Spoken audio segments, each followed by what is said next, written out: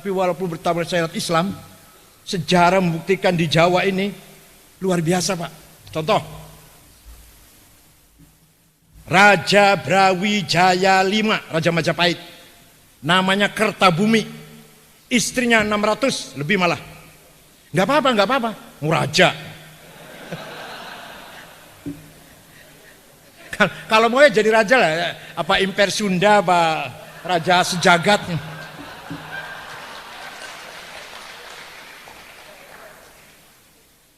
Di antara istrinya muslimah, namanya dari Cina, namanya Subanci atau Dewi Retno, orang Jawa bilangnya. Sah tidak? Suaminya non muslim, Hindu, istrinya muslimah, sah tidak? Quran itu malah, itu Quran itu bukan fikih, bukan Quran, tidak sah. Laki-laki non muslim ngawin perempuan muslim, kalau dibalik sah. Ini fikih nih, bukan ijtihad, bukan nas Quran. Udah. Berarti apa? Berarti anaknya zina, anak hasil zina berarti. Punya anak laki-laki, namanya Jinbun, nama Cinanya. Anak ini nakal, setelah dewasa nakal, diusir dari istana, keluar, belok ke timur, jalan ke timur, si anak muda ini, Jinbun ini, masuk Ampel Denta, jumpa dengan Syekh Rahmatullah bin Ibrahim As-Samarqandi, yaitu Sunan Am, masuk Islam, namanya diganti Abdul Fattah.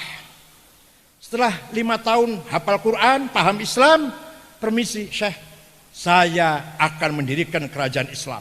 Ya silahkan, saya doakan. Ringkas cerita, tidak lama berdirilah kerajaan Islam pertama di Jawa, Demak Bintoro, rajanya Abdul Fattah alias Jinbun, notabene putra Brawijaya V. Coba. Kemudian bapaknya kaget, WA ke anaknya satunya. Di Palembang, Raja Aryadilah Prabu Sriwijaya. Nah, saudara kamu Jinbun jadi raja Islam, bagaimana kamu? WA-nya direply, mohon maaf ayahanda, saya sendiri sudah lama masuk Islam. Nama saya sekarang bukan Aryadilah tapi Fatahillah. Kaget bapaknya. Orang Jawa lama-lama masuk Demak, ikut Demak, meninggalkan Majapahit karena ingin mengucapkan kata ingsun tadi. Dan disebut santri. Santri artinya bersih, budi pekertinya luhur, tepat janji, nggak pernah bohong, nggak pernah khianat. Santri dulu tapi.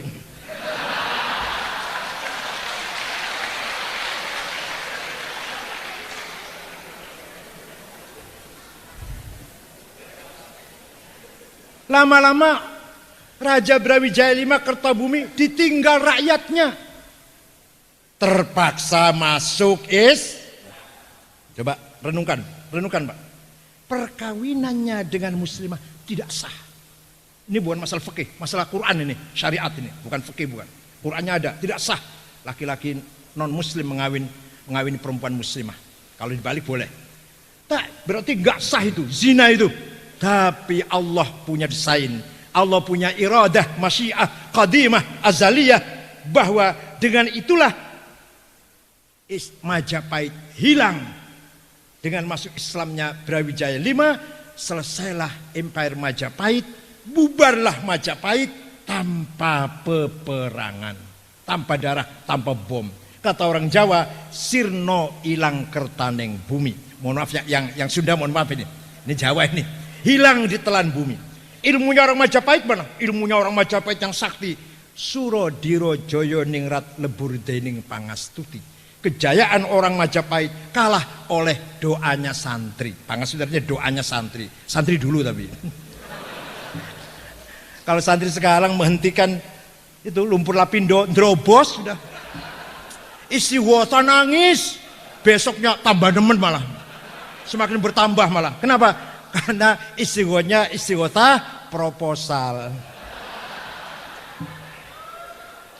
Jangan harap doa kita mujarab kalau doa diselenggarakan menggunakan proposal. Nah, ringkas cerita, Belanda datang. Ini loncat-loncat karena waktunya ya, ringkas saja lah. Belanda datang, mendirikan VOC. Ada seorang gubernur VOC yang bernama, ini beragama Yahudi ini sebenarnya orangnya, Fremenshari, Yahudi Fremenshari, pura-pura Kristen aja. Namanya Cornelis Spelman. Dia yang menumpas gerakan Trunojoyo dari Madura, kalah. Dan dialah yang memasukkan candu ke keraton-keraton. Ringkas cerita, keraton Jogja, Mataram, Solo, Cirebon, udah keluarga kerajaan nyandu semua sudah. Ya walaupun candu itu tidak sebahaya narkoba, tidak, lebih rendah. Tapi ya candu lah, lebih rendah dari narkoba, lebih tinggi dari rokok lah. Atau rokok ya candu juga sih. Kecanduan rokok. Bahkan tentara Pangeran Diponegoro banyak kecanduan. Ada panglima Diponegoro yang sangat ditakuti, namanya Basah Kerto Pangalasan, Ngabdul Latif namanya. Juga dimakan, dipengaruhi candu sampai lemah untuk melawan Belanda. Tahun 1830 Diponegoro tangkap oleh Belanda, dibuang ke Makassar, pemberontakan lemah, sampai tahun 40, 10 tahun, semua masyarakat Jawa sudah kecanduan. Ini kata orang Belanda ini, catatan Belanda ini. Kecuali pesantren. Kecuali pesantren. Yang tidak terpengaruh candu. Luar biasa kan? Ini diakui oleh Belanda sendiri. Nah, tahun 1901, Belanda mengganti politik dengan politis atau etis politik. Politik yang sopan. Apa itu? Kalau tadinya sekolah hanya boleh orang-orang tertentu, orang elit saja, priayi, tahun 1901, sekolah dibuka untuk semua masyarakat.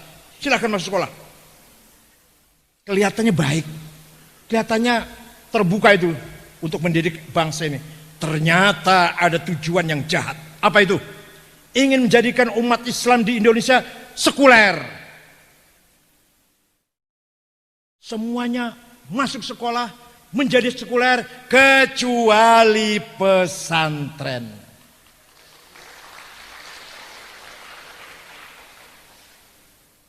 Maka apa kata Ki Hajar Dewantara? Sebentar, Ki Hajar Dewantara nama aslinya Suwardi, nama aslinya. Itu santrinya Kiai Sulaiman bin Zainuddin dari Prambanan, Klaten. Khatam Quran, ngaji juga, ngaji kitab. Beliaulah yang terkenal dengan Bapak Pendidikan Nasional. Apa kata beliau apa?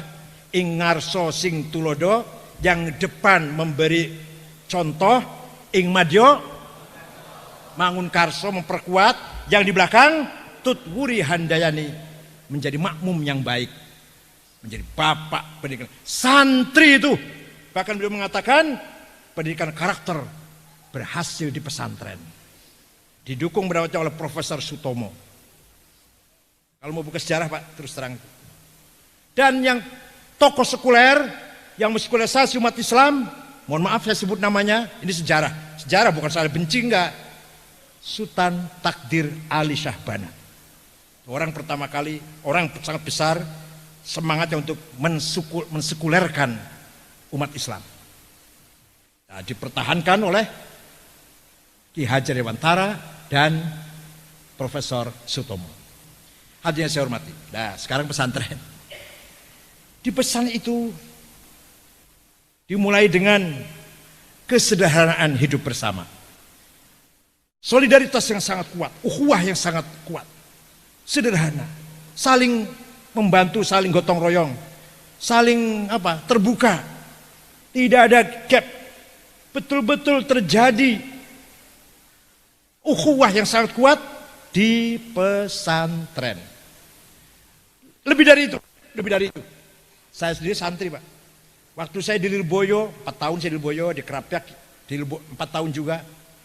kalau kita duduk-duduk dengan teman, tidak pernah yang kita bicarakan temanya nanti akan jadi apa, nanti gajinya berapa, nanti jabatannya apa, betul nggak? Betul nggak?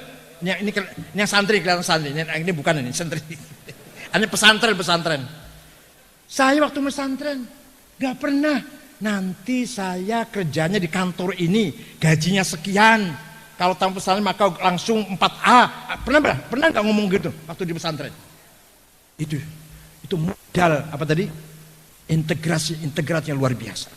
Tidak ada. Nanti gajinya berapa? Nanti jabatannya apa? Nanti golongan pangkat kepegawaiannya 4A apa 3C? Saya jadi nggak tahu itu apa itu. Nggak pernah. Nggak ada obsesi itu. Yang ada apa? Besok apa ya? Fathul Mu'in harus paham. Nah, besok apa ini? Alfiyah harus hafal. Besok lagi apa? Ilmu mantek, ilmu nawarok, idul mubham harus paham. Besok apa? Besok qawaid fiqhiyah, fardul bahiyah harus hafal. Itu aja tiap hari itu di pesantren. Gak ada. Paling-paling kalau bercanda ya, besok istrinya dari mana? Itu besok mertuanya kaya apa enggak? Jadi ceritanya Pak Rektor ada santri matur sama kiainya. Kiai, kalau saya tamat minta dicarikan istri, ya insya Allah. Cari yang cantik, berilmu, kaya, dan turunannya orang yang terhormat. Jamalan, wamalan, wa ilman, wa hasaban. Kalau ada, kata kiai jawab, kalau ada saya ambil sendiri itu, bukan untuk kamu.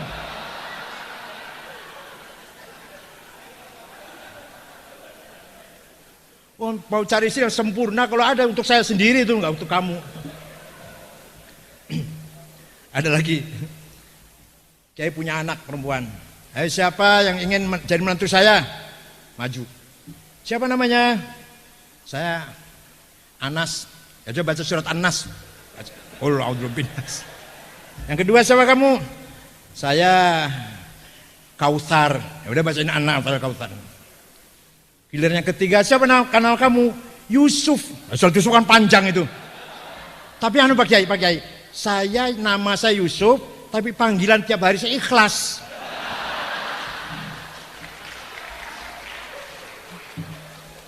Ya sudah baca surat Ikhlas katanya.